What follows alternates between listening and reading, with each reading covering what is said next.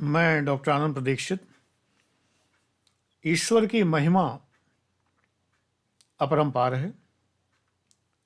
कभी कभी मैंने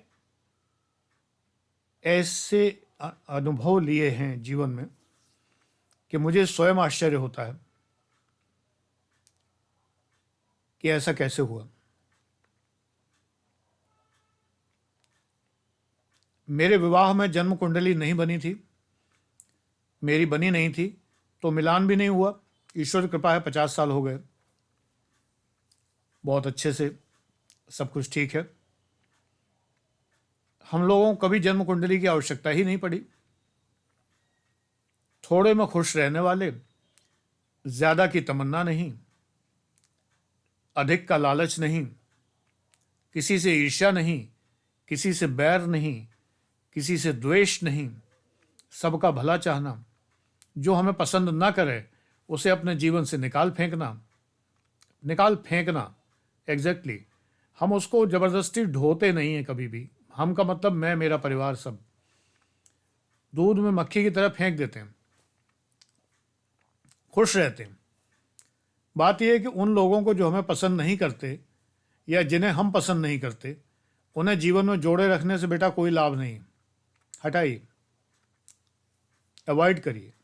बौद्ध सूत्र है, मैत्री सबसे, मैत्री मुदिता के लिए, अपनी प्रसन्नता के लिए, और जो दुष्ट हैं उनके लिए करुणा करना। ईश्वर से कहना कि हे ईश्वर, इन्हें ठीक करिए, और नहीं ठीक हो रहे हैं तो उपेक्षा करना। मैत्री, मुदिता, करुणा, उपेक्षा, 4 बातें। हम इसको अपनाते रहें सदैव। बहुत लंबा समय बीत गया। अभी पिछले 10 साल पहले की बात होगी, 2010 या 12 की बात है।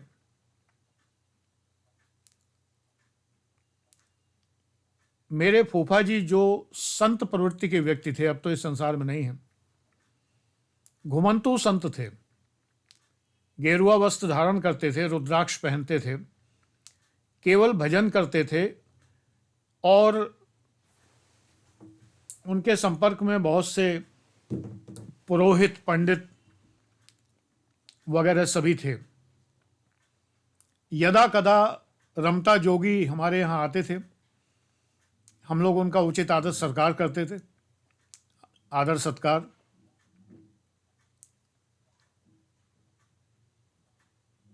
एकदम गृह त्यागी संत थे वो।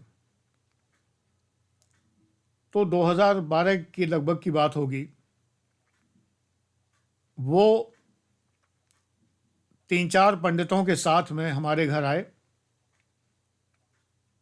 और उन्होंने कहा कि बेटा, आपके लिए मुझे महामृत्युंजय मंत्र का जाप करना है। मैं उन दिनों काफ़ी बीमार था, तरह तरह की बीमारियां मुझे परेशान कर रही थीं। नो डाउट छोटी छोटी बीमारियां थीं, लेकिन बहुत परेशान कर रही थीं। मैं मानसिक रूप से बहुत परेशान था। सरकारी विभाग जो मैंने छोड़ा था 2001 में, वो विभाग मुझे तंग किए जा रहा था, बहुत दिक्कतें डाल रहा था, मानसिक परेशानी बहुत बढ़ी हुई थी। अचानक फूफा जी प्रकट हुए, मेरे घर आए, बोले महामृत्युंजय का जाप करना है बेटा, मैं इन सबको लेके आया हूँ, दक्षिणा की चिंता मत करना। विधान है कि जब पंडित कोई कार्य करता है तो उसको दक्षिणा दी जाती है, तो तुम्हारी जो इच्छा हो वो दे देना। 1 रुपया दोगे तो हम ये नहीं कहेंगे कि 1 रुपया से ज़्यादा चाहिए। अब फूफा जी थे तो हम लोग दक्षिणा तो वैसे भी दिया करते थे, उनके आगमन की ही दक्षिणा होती है। फूफा तो मान्यों में आते हैं, मान्य वर्ग में आते हैं। तो उन्होंने कहा दक्षिणा की वजह से नहीं, लेकिन मुझे ऐसा ईश्वर ने एहसास दिया कि तुम्हारे लिए मुझे महामृत्युंजय जाप करना है, कुंडली दिखाओ। मैंने कहा फूफा जी, कुंडली तो बनी ही नहीं। बोले मैं बनवाता हूँ। उन्होंने बनवाई उन पंडितों से। 4-5 घंटे लगे गणना में, सारे में पूरी कुंडली बनने में। आज भी जो मैं आप लोगों को कुंडली बनवाता हूँ, तो जो हमारे आचार्य जी बनाते हैं 4-5 घंटे लगते हैं बनाने में। परिश्रम का काम है, जिसकी दक्षिणा आप लोगों से 21 रुपये ली जाती है, 2100। तो वो कुंडली बनवाई मेरी, तो उसमें स्पष्ट था कि मेरे ग्रह नक्षत्र इस तरह के थे कि मैं परेशानी में चल रहा था। उन्होंने महामृत्युंजय का जाप किया, मेरे ख्याल से 9 दिन चला वो, या 11 दिन चला, मुझे याद नहीं है। मेरी पत्नी उस समय बीमार पड़ी हुई थी, उन्होंने उस बीमारी में ही रोज़ इंतज़ाम किया, रोज़ इंतज़ाम करना होता था सुबह उठ के, और मैं सुबह जाप प्रारंभ करा के फिर क्लास लेता था आके। ऑफलाइन क्लास चलते थे उन दिनों। ईश्वर की कृपा से वो विघ्न बाधा टल गई, मैं ठीक हो गया, सारी बातें ठीक हो गई। फिर उन्होंने कहा कि कभी बगलामुखी का जाप भी करवा लेना, वो भी ज़रूरी है। खैर वो भी हम लोगों ने योग्य पंडित जी से करवाया, उन्हीं आचार्य जी से करवाया जिन आचार्य जी से आप लोगों को कुंडली बनवाता हूँ।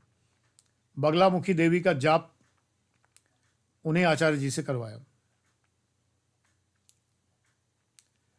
ये ईश्वर की प्रेरणा है कि फूफा जी कहाँ से घूमते टहलते रमता जोगी बहता पानी मेरे घर आ गए, और मेरे लिए जो मंत्र जाप ज़रूरी थे वो करके चले गए। जिन्हें विश्वास नहीं है तो उन्हें तो फिर चैनल मेरा देखने की भी आवश्यकता नहीं है। मुझे कुछ चीज़ों पर विश्वास है, कुछ चीज़ों पर नहीं। मेरा मानना यह है कि एक ऐसी विद्या है जिसे हम नहीं जानते। जैसे कि आप कार चलाते हैं, लेकिन कार के अंदर का इंजन कैसे काम करता है ये नहीं जानते, फिर भी चलाते हैं, और कार पर विश्वास करते हैं कि एक्सीलेटर दबाएंगे तो स्पीड बढ़ेगी, स्टीयरिंग घुमाएंगे तो कार घूमेगी। भले ही आपको ये नहीं पता कि उसके अंदर रैक एंड पिनियन अरेंजमेंट किस तरह का होता है, या जो उसके अंदर इंटरनल कंबस्शन इंजन है, या कार्नोट साइकिल क्या है, या एडियाबैटिक थर्मल आइसोथर्मल एक्सपेंशन क्या होते हैं, ये आपको नहीं पता। लेकिन फिर भी आप कार बढ़िया फर्राटे से चलाते हैं और पूरे कॉन्फिडेंस से चलाते हैं। ऐसे ही ये ज्योतिष विद्या या जो कर्मकांड की विद्या है, हम लोग उसे जानते नहीं हैं, तो आस्था न रखने का कोई प्रश्न ही नहीं है। तो मैं आस्था रखता हूं।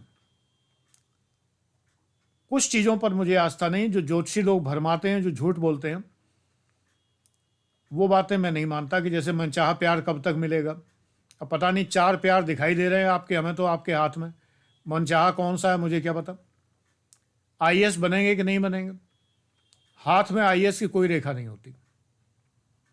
और आईएएस बनने के लिए गुरुजी कौन सा अनुष्ठान करें कि जो आईएएस बन जाए। अगर ऐसा होता तो पंडित जी जो हैं, जो आचार्य जी होते हैं, पंडित जी होते हैं, और जो पुरोहित होते हैं, वो स्वयं या तो आईएएस हो गए होते या उनके बच्चे हो गए होते। ऐसा कोई अनुष्ठान नहीं होता, ये मैं मानता हूँ। लेकिन बाकी चीज़ों में मुझे विश्वास है। इन सब जापों से मंगल शांति, शनि शांति, साढ़े साती की, या राहु केतु की शांति ये होती है। मूल शांति सभी लोग करवाते हैं, अगर मूल होते हैं तो। मूल नक्षत्र में बालक पैदा हुआ होता, बालिका पैदा हुई होती है, तो शांति करवाते हैं। तो मुझे तो ईश्वर का धन्यवाद ही करते बनता है कि कहाँ से उन्होंने प्रेरणा दी और किस प्रकार वो आ गए। नहीं हो सकता है कि मेरे जीवन में पता नहीं क्या होता। मेरी हस्तरेखा उस समय पर, जिस उम्र में ये घटना हुई है, उस समय पर जंजीराकार है, कठिनाइयों से भरी हुई है। तो कठिनाइयाँ आईं, लेकिन चूंकि वो रेखा पार करती चली गई तो वो कठिनाइयाँ दूर हुईं। हो सकता है फूफा जी ना आए होते, मैंने ही यूं ही किसी को कुंडली बनवा ली होती, किसी ने मुझे सजेस्ट किया होता, मैंने दूसरे ब्राह्मणों से पाठ करवाया होता, लेकिन इस समस्या से निकलना तो था ही। क्लियर कट हस्तरेखा बता रही थी कि इस समस्या से आगे तो निकल ही जाएंगे। जैसे रोड खराब तो है, लेकिन आगे भी रास्ता है, तो खराब रोड से पार तो हो ही जाना है। हस्तरेखा ये बता रही थी। मैंने 3 वर्ष हस्तरेखा सीखी, तो सीखने के बाद मैंने यही निष्कर्ष निकाला कि बहुत सी बातें हस्तरेखा से पता चल जाती हैं, लेकिन कुछ बातें अभी भी ऐसी हैं जो कुंडली से ही पता चलती हैं, हस्तरेखा से पता नहीं चलती हैं, जन्म कुंडली से पता चलती हैं। कुछ उपाय ऐसे हैं जो अनुष्ठानों के द्वारा हो जाते हैं, लेकिन कुछ उपाय ऐसे हैं जो अनुष्ठानों के द्वारा नहीं होते, तंत्र के द्वारा होते हैं। वो तंत्र मैं उससे तो हाथ जोड़ता हूँ। न मैं ये कहता हूँ कि मैं विश्वास नहीं करता, न मैं ये कहता हूँ कि मैं विश्वास करता हूँ। मैं दूर से ही प्रणाम करता हूँ तंत्र को और तांत्रिकों को। ये जो वशीकरण, मनचाहा प्यार टाइप की चीज़ें हैं, ये तंत्र की चीज़ें हैं। आईएएस पीसीएस किसी भी तंत्र मंत्र यंत्र की चीज़ नहीं है, सिर्फ मेहनत की चीज़ है, परिश्रम। लेकिन यदि आपका मंगल दोषी है, दोष है आपके में, यदि आपका राहु है या स्वास्थ्य रेखा आपकी ठीक नहीं है, स्वास्थ्य ठीक नहीं है, तो आप तैयारी कर ही नहीं पाएंगे। आपके ग्रह कलह है, तो जो शांति होगी, जो आपके ग्रह नक्षत्रों की शांति कराई जाएगी, जो अनुष्ठान कराए जाएंगे, वो आपके घर में शांति के लिए, आपका मन लगने के लिए, आपके स्वास्थ्य के लिए, आपकी संपन्नता के लिए, इन सब के लिए करवाए जाएंगे। नहीं बेटा, एक किताब खरीदने के पैसे आपके पास नहीं हैं तो आप नहीं खरीद पाएंगे। तो स्थिर लक्ष्मी प्राप्ति, धन लक्ष्मी प्राप्ति, इन सब चीज की प्राप्ति के लिए भी अनुष्ठान कराए जाते हैं और ये अनुष्ठान सफल होते हैं। मुझे उम्मीद नहीं थी कि मेरा हाउस लोन और 3-3 कारों के कार लोन चल रहे थे, ये मैं कैसे चुका पाऊंगा। आर्थिक स्थिति भी खराब थी, लेकिन मेरे पुरोहित जी, जिनसे मैं आजकल आपकी कुंडली बनवाता हूं, उनके तमाम मंत्र जाप से और उनके द्वारा तमाम बार संकल्प के समय जो मंत्र पढ़े जाते थे, उनके प्रभाव से मेरा मस्तिष्क और मेरी कार्यक्षमता इस प्रकार की विकसित हुई कि मैं सारे लोन चुका सका। जब वो कहते थे कि ऋण रोग दारिद्र्य दूर करने के लिए ये मंत्र हैं, तो मुझे अंदर ही अंदर ये लगता था कि ऐसे कैसे हो। लेकिन जब मेरे सारे ऋण चुकता हो गए और मैं 10 साल पहले ऋण मुक्त हो गया, वैसे मैं ऋण नहीं लेता किसी से, लेकिन बैंक से लोन लेना तो करना पड़ता था। मकान बनवाना है, कारें खरीदनी है, तो लोन लेने पड़ते थे। वैसे मैं पसंद नहीं करता, किसी से उधार लेना पसंद नहीं करता। ऋण बहुत खराब चीज़ है। तो बेटे, इन बातों का ध्यान आपको रखना है। परिस्थितियों के लिए अनुष्ठान होते हैं, फिर उन परिस्थितियों में बैठकर आप आईएएस की तैयारी करें या बड़े व्यापारी बने या डॉक्टर बने या इंजीनियर बन जाएंगे। लेकिन ये कहिए कोई अनुष्ठान हो जिसके कारण आप एमबीबीएस डॉक्टर बन जाएं या जिसके कारण आप ये हो जाएं, आईएएस हो जाएं, वो नहीं होता। Thank you.